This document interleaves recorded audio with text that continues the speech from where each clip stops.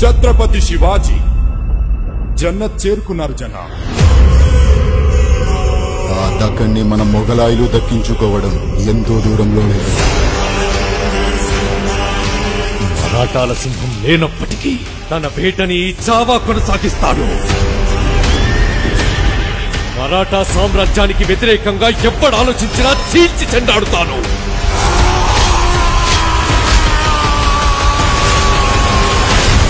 గర్జనకి లొంగకపోతే పంజావేటు తప్పదు. ఛత్రపతి సంభాజీ మహారాజ్ కీ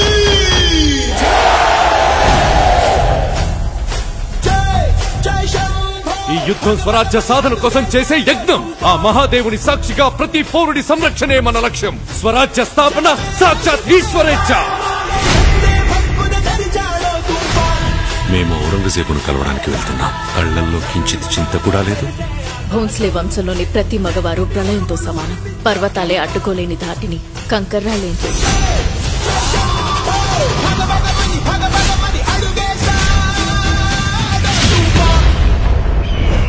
చిన్న పెద్ద చూడకుండా అయిన వాళ్ళ శవాలని తొక్కుకుంటూ ఈ కిరీటాన్ని అందుకున్నాను. మేము మళ్ళీ ఈ కిరీటాన్ని ఆ పొగరుబోతు సంబా చావు కేకని హిందుస్థాన్ మొత్తం విన్నాకి ధరిస్తాను. కాషాయం రంగు ఎక్కడ కనిపించినా సరే ఎర్రగా మార్చి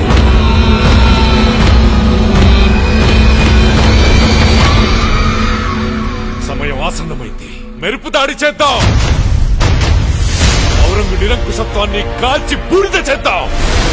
ప్రత్యర్థులు ఎన్ని పండాగాలు పన్నినా సరే ప్రతి వ్యూహాన్ని ఛేదిద్దాం. ఛత్రపతి శివాజీ మహారాజ్ స్వప్నాన్ని సాకారం చేసి తీరుతాం. జై భవానీ. నమః పార్వతీ పతయే. హర హర మహాదేవ్.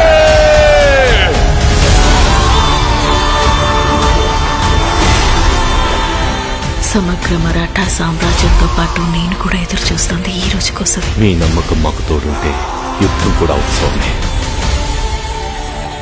వీడిని ఎలా హింసించాలంటే చావు కూడా వీడిని జాలిపడి చంపాలి. ఆ చావు నా కాలిగచ్చ కట్టి రుద్ర తాండవం చేస్తాను. నా చావు ప్రతి మరాఠా ఇంట్లో ఒక శివాజీని ఒక సంభాజీని పుట్టిస్తుంది. కానీ నీ చావు మొఘల్ సామ్రాజ్య పతనానికి పునాది.